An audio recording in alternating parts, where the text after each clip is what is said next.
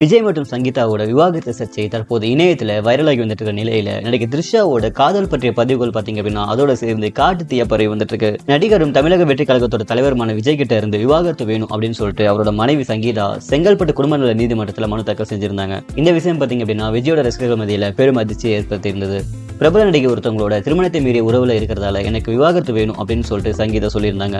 அந்த பிரபல நடிகை யார் அப்படின்னா த்ரிஷா அப்படிதான் சொல்லிட்டு நெட்டிசன்கள் பலரும் சொல்லி வந்துட்டு இருந்தாங்க.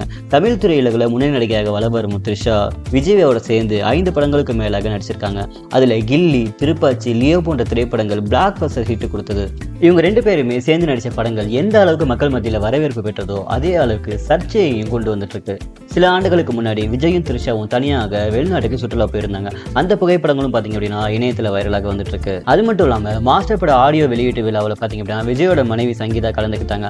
அதுக்கப்புறம் அவங்க 2 பேரும் சேர்ந்து எங்கேயுமே காணப்படல. இவங்க 2 பேரும் பிரிஞ்சு வாழ்றதுக்கு காரணம் த்ரிஷா தான் அப்படின்னு சொல்லிட்டு சொல்லப்படுது. இந்த நிலையில நடிகை த்ரிஷா போட்ட பழைய பதிவுகளை நெட்டிசன்கள் தோண்டி எடுத்து அதை மறுபடியும் வைரலாக்கி வந்துட்டு இருக்காங்க. அதாவது கடந்த ஆண்டு மார்ச் 29ஆம் தேதி நடிகை த்ரிஷா காதல் குறித்து பதிவிட்ட ஒரு புகைப்படம் பார்த்தீங்க அப்படின்னா மீண்டும் வைரலாகி வந்துட்டு இருக்கு.